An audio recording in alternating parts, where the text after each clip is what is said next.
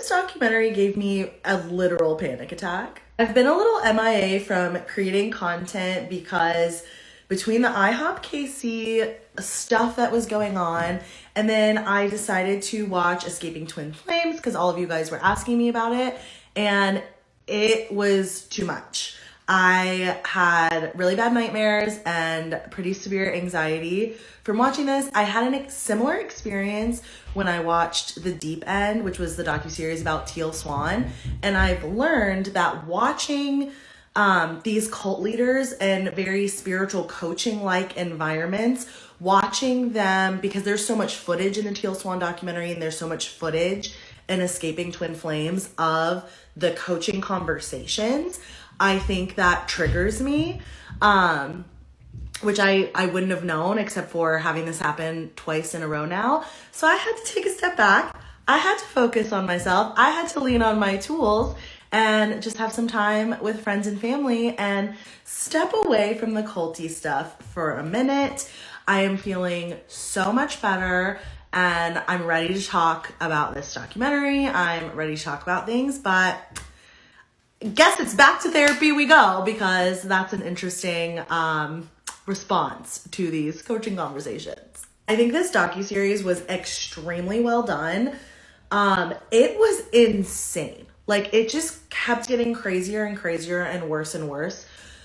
In my time in the coaching industry and especially like spiritual business coaching, I came across a lot of other spiritual coaching, a lot of health and wellness, and a lot of relationship coaching, very similar to this.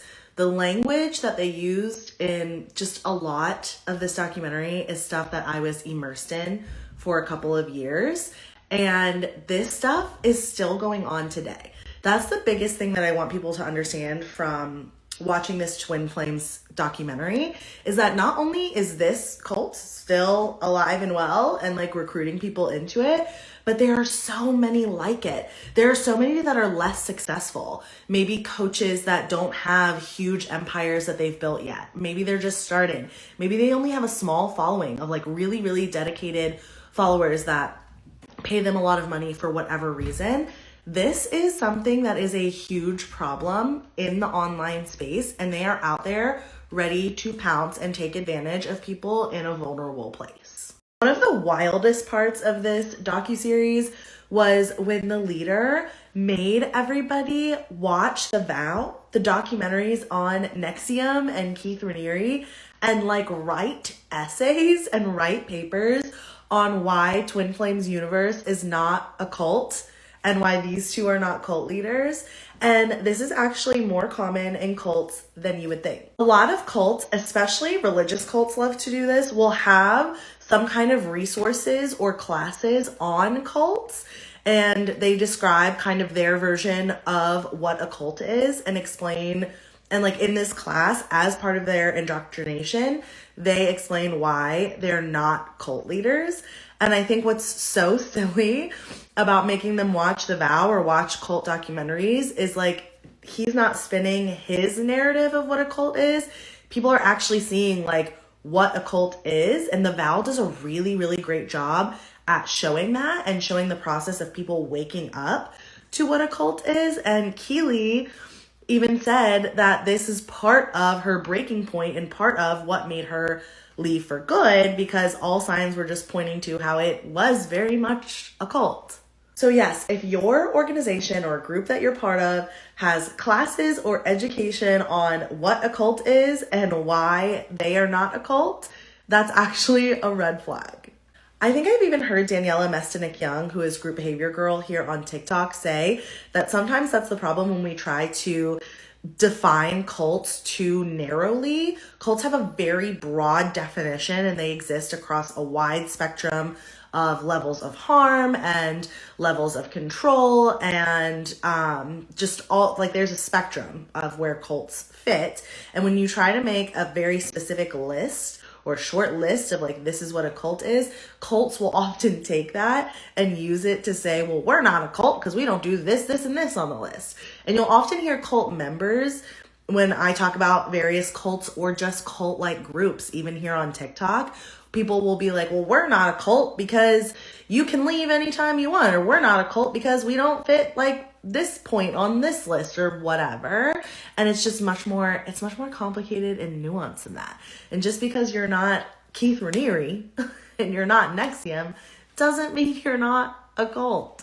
So I think this is another reason the Escaping Twin Flames documentary was triggering for me and caused a panic attack, because I did find it really weird. I probably kind of blocked this out until now, that they were trying to start a compound and move all their people to a compound and have twin flame babies.